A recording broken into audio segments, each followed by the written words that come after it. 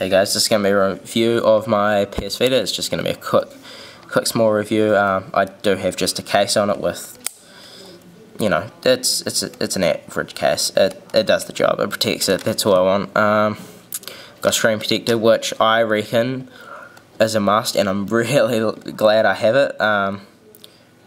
It's annoying to put on though. As you can see, I got air bubbles there just because of dust, and but yeah, I'm really glad I have it because someone's already taken a fishing knife and just cut the screen protector there. That's not that bad really. Yeah, it didn't go through. Not too happy about it, but just glad I have a screen protector. But anyway, on with the review. I'll just show you the PS Vita game card. I have Uncharted in here already. It's tiny. It is absolutely tiny. Set that down. It's, you know, half the height of a AA battery, and the width of it, it's a third bigger than the AA battery in width, but you know, that's still tiny. Yeah, I'll just slip that back in there. At the top here you have your power and your volume. You have your R and L, back touchpad, rear camera, front camera, X, square, triangle, circle buttons. Both analog sticks are here. Your directional pad, your home button, you could call it, start and select, and then you got charging and 3.5mm head jack. Then you have your memory stick in here, which is bloody ridiculous to get out. It's tiny as well, which I'm not too happy about, and it costs a lot more than the size you get, what you should be paying for the size you're getting. There's little wee things which are the same as the grip, which is back here, but it is covered by my case. Don't see the point in having that there. It's almost like they just threw it there because they had leftover stuff. There it is there. Yeah, but anyway, loading times for starting it up, you have to hold the button for roughly 5 seconds, otherwise it just doesn't turn on.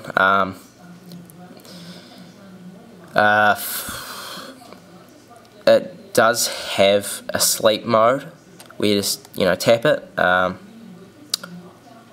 and the blue light will flash and then go off after about 10 seconds, but I can't bother waiting.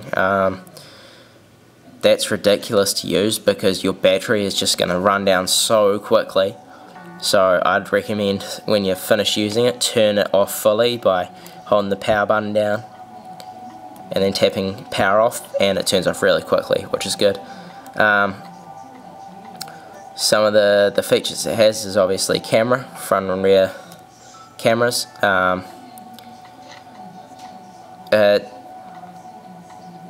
Everything starts as an app, so if you got trophies, you can't just go in like a PS3 and look at your trophies. You got to start it as an app, and sometimes the PlayStation Network takes, you know, a little bit of time extra to just load, which kind of gets frustrating, because for some reason the please wait sort of bubble notification sort of thing, or it's not a notification, bubble sort of thing on the screen will keep flashing like it's reopening, and it's pretty frustrating. It's pretty smooth, the home screen. You can set a wallpaper by pressing and holding and tapping the wallpaper thing, and it will set it for each screen, so whatever screen you're on, you set it for that. You can move icons just by dragging them. You can, anything you downloaded you can delete, and you can see the information of any app, but you can't delete ones that you haven't downloaded. But ones that are part of in a game card you can delete, as it's kind of like deleting your save really, which is kind of pointless. You do need bigger than 4 gig. I got 4 gig. I should have spent the extra $10 or $20, whatever it was, to get the 8 gig because I'm already out of space on this. I got 32 megs left.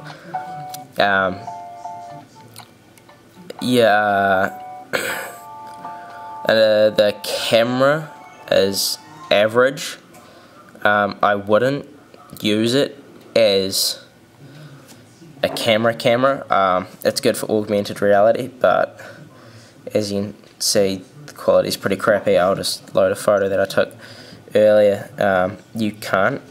It actually does look much nicer looking at it through the camera.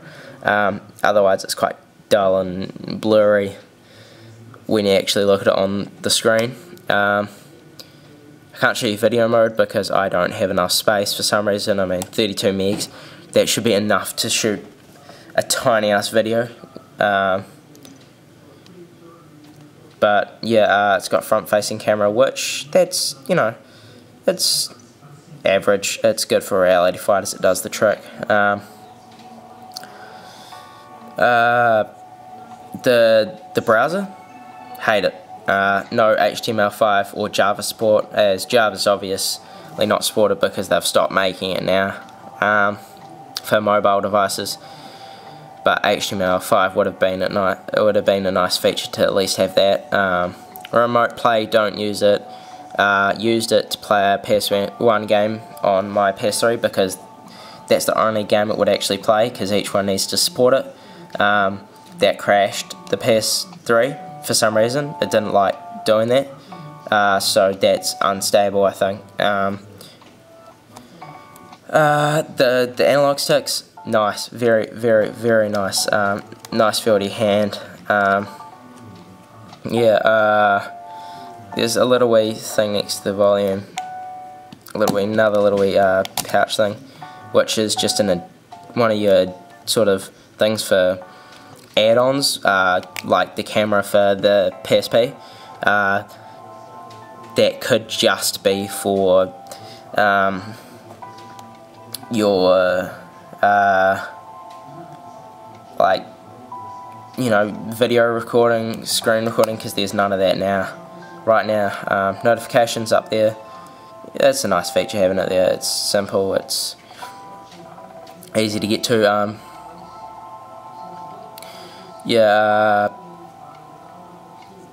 It's pretty much all there is to say. Speakers on this are pretty terrible. They're really quiet, so that's them full now. And then on half is normally where you'd sit a lot of your gaming devices speakers, and that's half now, so it's terrible.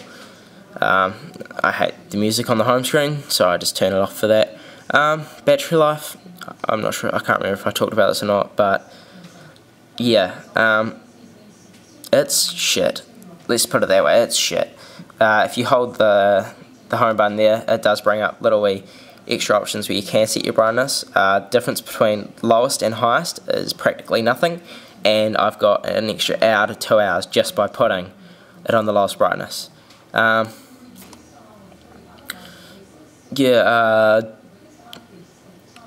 and R buttons, they're nice. They're kind of weird. They kind of feel like triggers sideways, so if you press them down, they kind of go in there.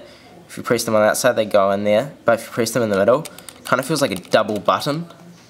It just does not feel right, so for some reason when you always press it, you're just pressing in the top part there like a trigger going that way.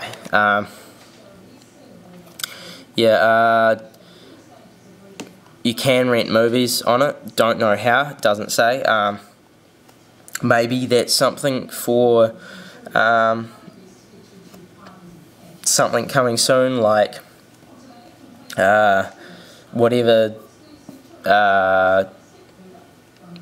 movie renting sort of software there is out that you can get.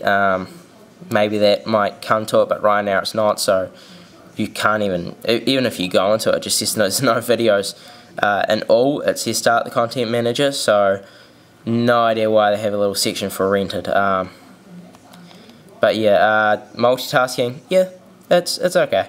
It can only hold 2 things open, otherwise it will close whatever else. And if you're playing a game, like if you're playing Uncharted, you want to go onto the internet, look through a walkthrough, sometimes in some games it will tell you that you can't launch the browser because unless you close the game, which I don't think I noticed while playing Uncharted. I think I only noticed it when I went out of Hustle Kings and didn't close it. But to close something, you just go there and just drag it down like a page and swipe. Yeah, that's pretty much all there is to talk about. There's not much to talk about on it. It's a good device if you can sit down and play it. Otherwise, I don't recommend getting one. If you're like me and you can sit down, even if you have a PS3, you can sit down and play something like Uncharted to the end on a handheld device. Get one, definitely, especially for Uncharted. It's an amazing game. I'll do a review of that in a later video. I'll also do a review of FIFA, which is one of the best demos that I've ever played. I'll do a review of all 3 augmented reality games, cliff dive, or that are free, cliff diving, fireworks, and table football. I'll do a review of Mod Nation, Hustle Kings, and Reality Fighters demos later on. Just say what one you want to do first. I might do Uncharted first or FIFA first, just whatever. Just comment down below on what you want to see first. But yeah, that's pretty much my quick review of the PS Vita. I definitely do recommend buying one though if you can sit down and if you have the money to spend it on one. Definitely get a case and a screen protector. Well worth it on something that has such a nice 5-inch OLED screen that you don't want to get damaged. But yeah, go buy one if you can sit down and play it. But yeah, just comment down below on what you want to see in a video, in my next video, or like a review of a game. Comment some suggestions or any tips on reviewing stuff, because this is a pretty shit review really. Not sure if I said anything about the analog sticks, but they feel really nice once you get used to them. 10 minutes of gameplay, you're used to it. Buttons, really nice. Always you'll be used to them instantly. But yeah, so just leave a comment, rate the video, it always helps. You can subscribe if you want to see any of my later on videos, especially of the reviews. I will be definitely doing them. But just comment on a review and rate the video. So see ya.